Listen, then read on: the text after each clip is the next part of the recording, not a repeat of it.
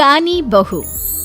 किशोरी लाल जी के बेटे राघव की शादी की बात जगह जगह चल रही थी, लेकिन किशोरी लाल जी को कोई लड़की पसंद ही नहीं आती थी। और उसकी एक ही वजह थी, किशोरी लाल जी का लालची होना। उनको लड़की वालों से मोटा दहेज चाहिए था और इसी चक्कर में एक दिन वो एक बहुत पैसे वाले के घर अपने बेटे का रिश्ता लेकर पहुंचे। उस आदमी का नाम था ओम प्रकाश। देखिए किशोरी लाल जी, मेरी एक ही बेटी है और मेरी सारी संपत्ति जायदाद सब कुछ मेरी बेटी नैना का ही है। पापा, नाम से लगता है बहुत खूबसूरत होगी। कितना अच्छा नाम है ना, नैना। ओ वैसे बात तो सही है आपकी। अब इतना पैसा है, जमीन जायदाद है, इकलौती बेटी, आप भी क्या करेंगे? सब कुछ उसे ही देंगे ना। बिल्कुल ठीक पहचाना आपने। बस बेटी की शादी और सारी जायदाद उसके नाम। पापा, बिना देखे हाँ कर दीजिए ना। इतना अच्छा रिश्ता फिर कहाँ मिलेगा? माला माल हो जाएंगे हम। मैं अपनी बेटी को बुलाता हूँ। अरे नहीं नहीं नहीं नहीं, आपकी बेटी का नाम नैना है, सुनकर ही लगता है बहुत सुंदर होगी। रहने दीजिए अंकल, मैं तो आपकी बेटी के नाम से ही इतना खुश हो गया हूँ कि उसे बिना देखे शादी करने को तैयार हूँ। अब तो मैं उसका चेहरा सीधे शादी के बाद ही देखूंगा।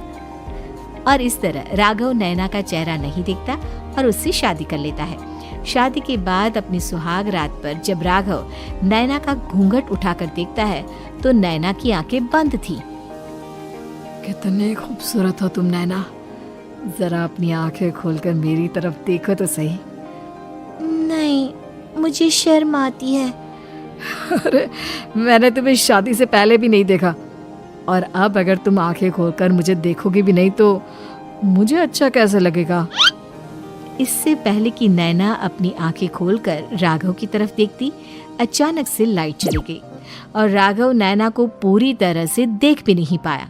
अगली सुबह नैना राघव के लिए नाश्ता बनाकर लेकर आई।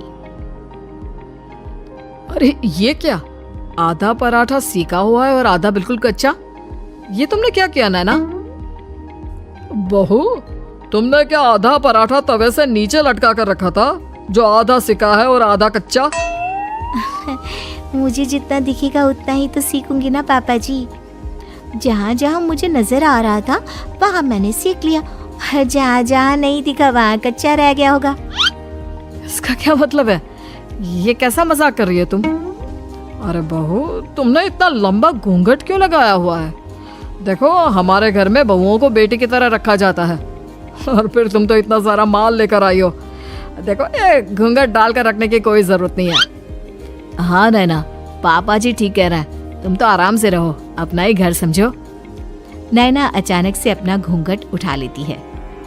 अरे ये क्या पापा, नैना की तो एक आंख फूटी हुई है। नाम से नैना, लेकिन ये तो कानी बहू निकली। मेरे साथ धोखा हुआ है, धोखा। बिना दिखाए अपनी कानी लड़की मेरे संग ब्याह दी। मुझे कानी भी नहीं चाहिए। मुझे अभी ओम प्रकाश जी से बात करनी पड़ेगी। आखिर उन्होंने मेरे साथ ऐसा किया क्यों? अरे आप लोगों ने ही तो पापा से कहा था कि आप लोग शादी से पहले मुझे देखना नहीं चाहते। अब मेरे पापा पर क्यों इल्जाम लगा रहे हैं? अरे लेकिन उन्हें बताना तो चाहिए था ना कि तुम कानी हो, एक आंख से तुम्हें दिखाई नहीं देता। किशोरी लाल और राघव नाराज होकर ओम प्रकाश को अपने घर बुलाते हैं। पापा जी, ये आपने क्या किया? शादी से पहले बताया क्यों नहीं कि नैना की आंखों में परेशानी है? अरे आप ही ने तो लड़की देखने से मना कर दिया था।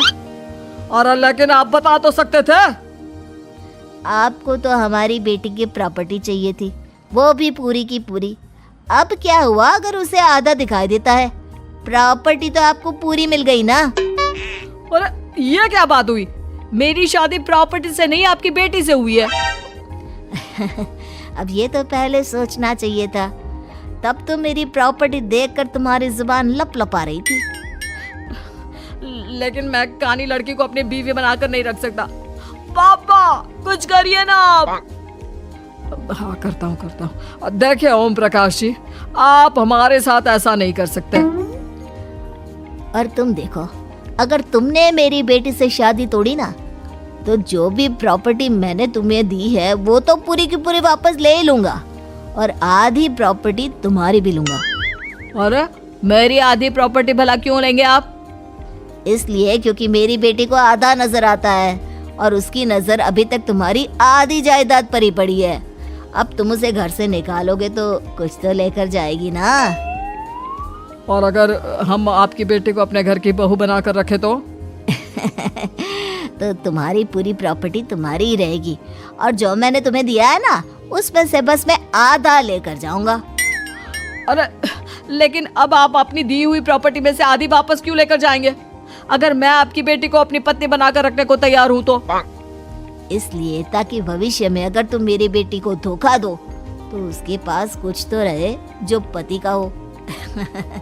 वैसे मेरे पास तो बहुत कुछ है, लेकिन अपने पति की कोई निशानी तो उसके पास होनी चाहिए ना। अब अगर तुमने मेरी बेटी को कानी कहा तो तुम्हें प्रॉपर्टी भी कानी ही मिलेगी, पूरी नहीं। जमाए राजा। किशोरी लाल और राघव समझ चुके थे कि वो बुरी तरह फंस चुके हैं और अब उनके पास वहां से निकलने का कोई चारा नहीं है। अब समझ में आया ना, लालच बुरी बला होती है।